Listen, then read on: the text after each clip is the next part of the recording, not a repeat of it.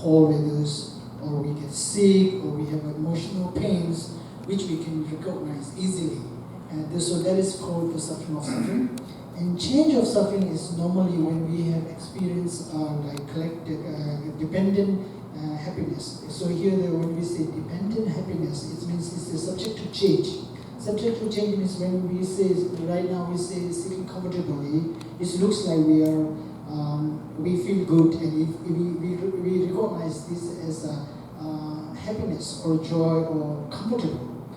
Once we ask to sit, it's a longer duration, like let's say we would sit for 3 hours, 4 hours. Then slowly this, measure, this comfort or this happiness slowly change, and then we get really disgust, and we want to really get sick when you sit like 5 hours, 10 hours continuously, and which obviously at the beginning it seems like it's a happiness or joy and the comfort. So this is like subject to change. It's called suffering of change. Sometimes like even the food that you eat looks like very delicious, like delicious foods. When you consume the like large quantities continuously, then it may eventually kill you. So it's a subject to change. That is called change of suffering. The third is suffering which is more in a cellular form that it's difficult to understand. More difficult to understand. That is called pervasive suffering, which is normally the causes which make us to born in the samsara or born in the existence. And this is called pervade. It's pervade in the samsaric existence. So this is called the third type of suffering. So you remember what are the suffering of suffering, suffering of change, and pervasive suffering. Pervades. It's pervades in the samsara. So this is the three types of sufferings. Thì Rinpoche nói là đầu tiên trước hết là mình cần phải biết khổ đau là gì, có bao nhiêu loại khổ đau, có bao nhiêu loại khổ đau khác nhau. Thì cái loại khổ đau có thể chia được ba loại. Thứ nhất là khổ, thứ hai là hoại khổ, thứ ba là khổ bao la trùng khắp. Cái khổ là cái khổ mà rất là mình có thể dễ hiểu, nó ở trong một cái dạng thô. Cái khổ này thường nó thuộc về tâm hay là thân. Thí dụ như là mình bị đau ốm bệnh hoạn gì đó thì mình cảm thấy rất là khổ, như nhức đầu, đau răng, đau bụng này kia thì mình cảm thấy khổ, tại vì nó rất là dễ nhận diện ra nó thuộc về cái thân của mình.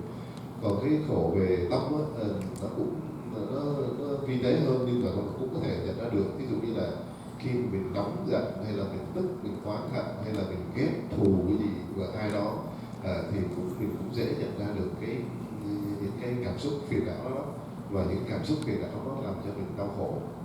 Cái đó là khổ thứ nhất. Cái khổ thứ hai là hoại khổ. Hoại khổ là cái khổ mà do cái sự mà biến hoại, tức là cái sự mà nó thay đổi.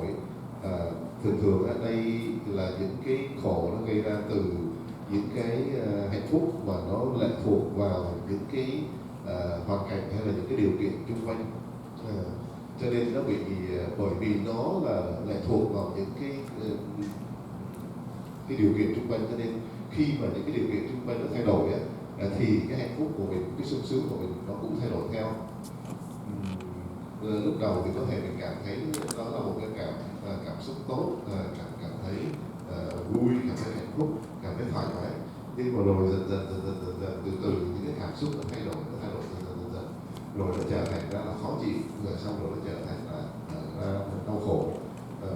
Ví dụ như là bây giờ mình ăn một cái món gì đó, mình thấy ngon thì mình ăn hoài, ăn đến lúc một nỗi mà mình đầy bụng, mình bị cái gì là bị cái bao tử nó đầy, nó là khó chịu, nó làm cho bị đau bao tử.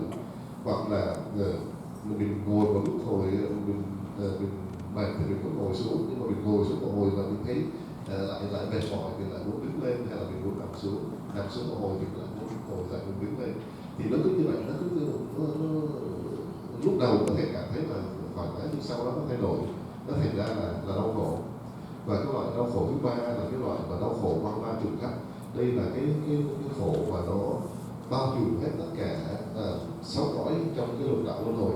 Dù cho mình có đi đâu, mình có đi đầu thai, mình lên trời, lên tiên, làm thần, làm trời, hoặc là người tái sinh làm người, hoặc là xuống địa ngục, ngạ quỷ, súc sinh, thì bất kỳ một cái chỗ nào mình đi cũng có những cái cảnh khổ khác nhau. Trời có khổ của trời, người có cảnh khổ của trời, thần có khổ của thần, và địa ngục dĩ nhiên là khổ rồi, ngạ quỷ là cũng khổ vì đói khát, và súc sinh vì khổ vì si mê. Thì cái đây là cái khổ bao trùm khắp vào trong 6 cõi luân hồi. 네, 말아서 담발로 등에 들고 말해, 대화대 들고 말해, 등에 대에 고에 매바다 대화대 그래 얘가 이 말아서 담발이 토단치래, 내가도 말아서 대화 들고 말해, 근데 이제가 등에 들으면 등에 맞아야 담으면 등에 개남샤대 신고에 이렇게 시키시래. So everybody has natural instinct or the feeling that nobody wants to suffer. Everybody wants to experience of feeling good or happiness or joy.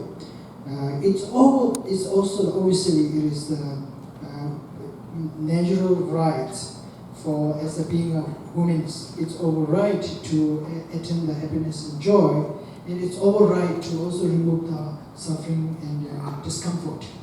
But truth is, it's very important to recognize, what is the truth, really the truth of suffering means. And sometimes we misunderstand the suffering as a, truth of suffering as a different way, and then which lead us to accumulate its causes. Unfortunately, we keeps accumulating the causes of suffering. So this because we don't understand what is the truly suffering means and where the true suffering come from and what are the causes of suffering. So it's important to understand. Really, the first step is to understand what is really the truth of suffering means.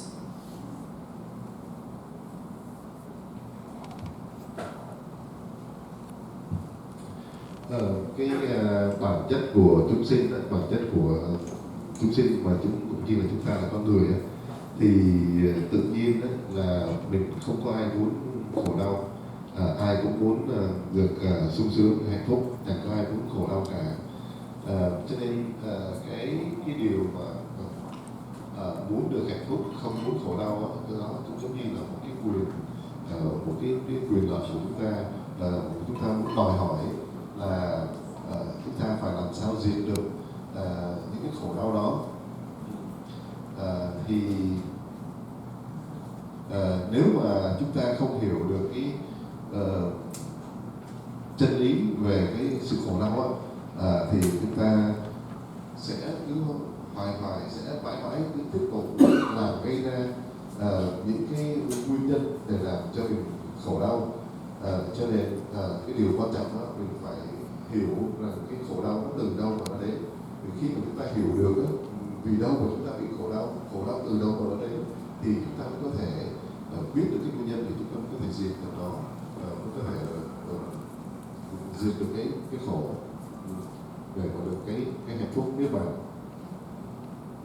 Thế nên 소와 동에 대해 말한 쪽에 나차 중서나 아니 파마 나서는 부기 따도 제다 부기 나서는 파메 따도 제 류지 동에 대해 강에 대해 말한 쪽에 로봇 초보 안녕도 로봇 제네 류지 동에 매버서야라 내가 좀 강하게 매대에다 그나 편도 주고 싫어요 그럴 때 심지 동에 주는데 아니 나서 수수의 상모다에다 아니 취업이 내단한테 시에서나 아니 심지 동에 매버 소야라 편도 주고 싫어요 그래 띵만도 장고에 대해 주고 So obviously, when we think this suffering naturally, we experience physical suffering, which is like we have physical suffering like sickness, and if you have physical unfavorable conditions, then our parents take care of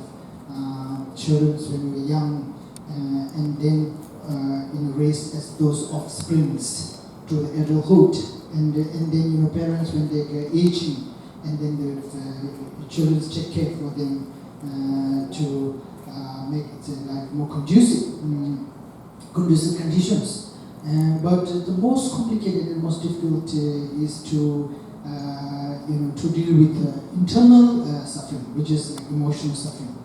So here, in really the Buddha's teaching play a huge role in the fundamental the solution for our inner suffering is by means of the understanding Buddha's teaching, because in the internal suffering, which is like our emotional suffering, which is complex and very complicated, and it can be only mainly dealing with itself by knowing the Buddha's teaching and then apply by oneself.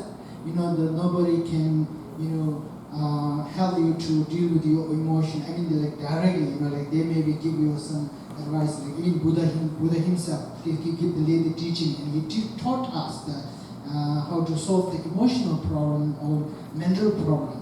So it's one have to apply.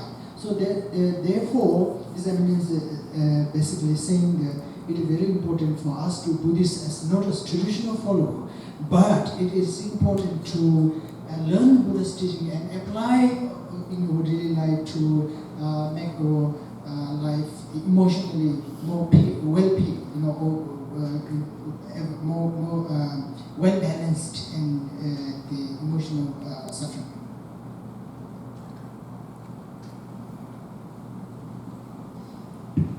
Thường thường khi mà chúng ta nghĩ về cái vấn đề mà khổ đau thì chúng ta thường hay nghĩ đến về những cái khổ đau về thân của mình. Ví dụ như là cái thân vật lý của mình đó, mỗi khi mà mình bị đau ốm bệnh hoạn thì mình cảm thấy là khổ đau. Và khi mà mình phải những cái bậc phụ huynh phải chăm sóc cho những đứa bé, đứa nhỏ nó còn bé, mình muốn hướng dẫn nó, dẫn dắt cho chúng nó làm sao để chúng nó có được một cái đời sống tốt đẹp, nó trở thành một người công dân tốt, một người con ngoan hiền, vân vân. Thì cái điều quan trọng, cái điều khó khăn nhất đó, đối với một cái phụ huynh, một cha mẹ phụ huynh là những cái vấn đề về nội tâm của đứa bé, những cái cảm xúc của bên trong của đứa bé đó. Thì thường những cái mà vấn nạn của những đứa trẻ là ở bên trong, nó là về tâm lý thì nó rất là phức tạp, nó không có đơn giản. Cho nên nếu mà chúng ta biết những cái giáo lý của Đức Phật, những cái giáo pháp của Đức Phật, thì chúng ta có thể áp dụng những cái hiểu biết đó, những cái giáo lý, những cái những cái pháp đó để mà áp dụng vào trong cái đời sống hàng ngày. Cũng giống như là Đức Phật ngày xưa thì ngài cũng phải dùng những cái phương pháp như thế nào đó để mà diệt được khổ. Thì bây giờ mình cũng phải ngài truyền lại cho mình, thì mình cần phải học hỏi. Cái điều quan trọng là mình cần phải học hỏi những cái giáo lý đó, những cái điều ngài giảng dạy đó và áp dụng trong cái đời sống hàng ngày.